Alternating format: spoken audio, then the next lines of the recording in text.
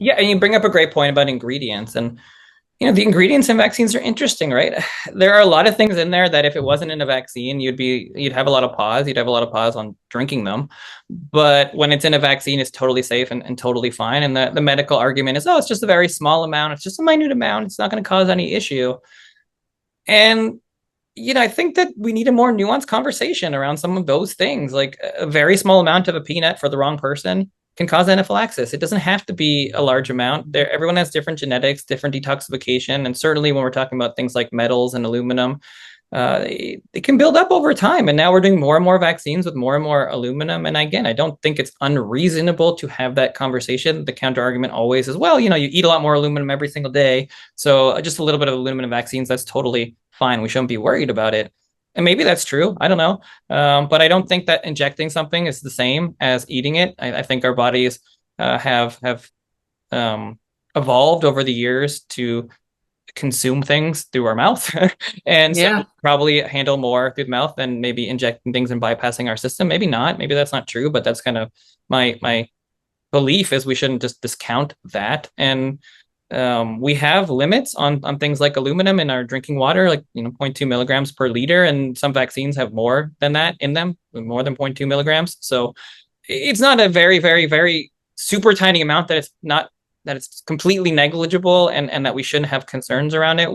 We're not worried about lead for a long time, and it was in everything in our pipes and in our paint. And then we realized that maybe that's not so good for us. So maybe we just don't have all the science or the intelligence yet to know that some of these things are unsafe. And it doesn't mean that they are, but again, these are concerns that parents have, and we should respect those concerns and continue to study it and continue to study it openly and continue to show the research that we have and get more. And I think that's what we Yeah. want. And maybe we'll learn that aluminum isn't the best thing in vaccines, and we'll put something else that's different in there. Or maybe it'll be just fine. I don't know, but I do know that we're just saying that things are safe, and I don't believe that to be reasonable when there's so much concern. I think we have to take those concerns to heart and to make sure that we're studying these things consistently.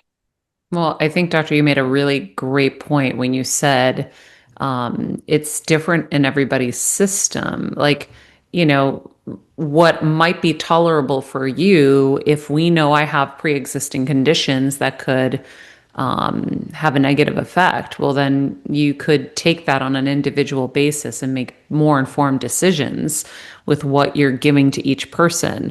That's the thing. And so I wonder, are there vaccines that you see on the pediatric schedule that have ingredients that make you worried? It's hard to know what to worry about because the ingredients aren't studied in that way. I mean, aluminum, I think, is the most concerning of the ingredients. I would say, formaldehyde's in there. But Oh, perfect. Formaldehyde. I mean, we're drinking it in yeah, soda, yeah, but it's in small amounts. I mean, there is formaldehyde in your body, and again, it's a very, very trace amount.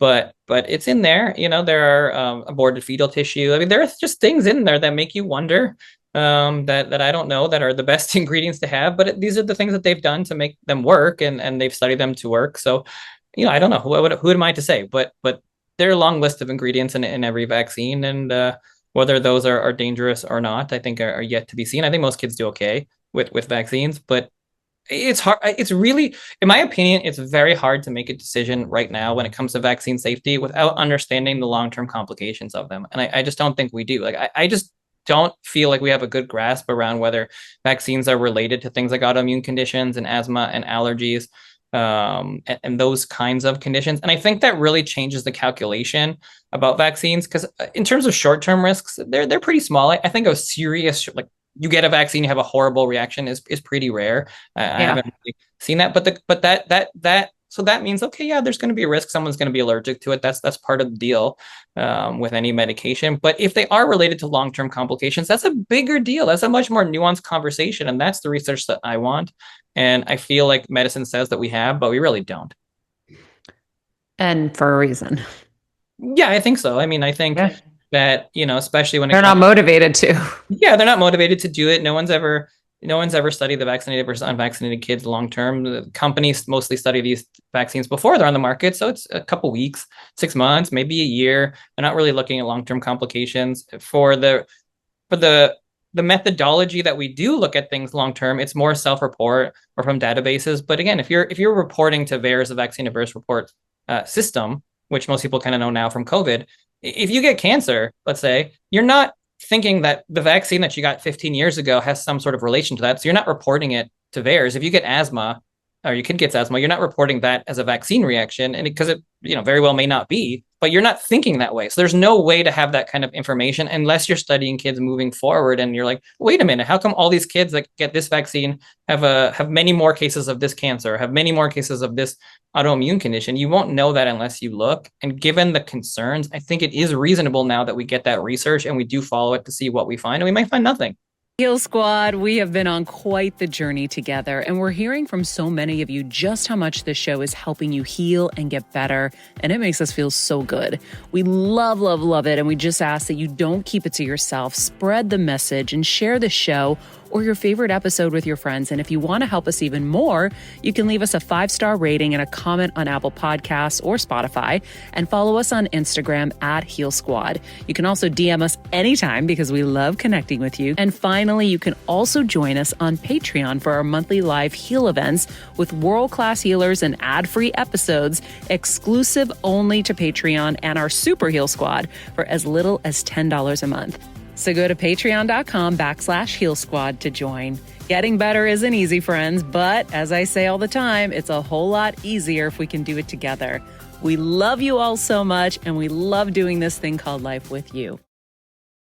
This podcast and all related content published or distributed by or on behalf of Maria Menounos or MariaMenounos.com is for informational purposes only and may include information that is general in nature and that is not specific to you.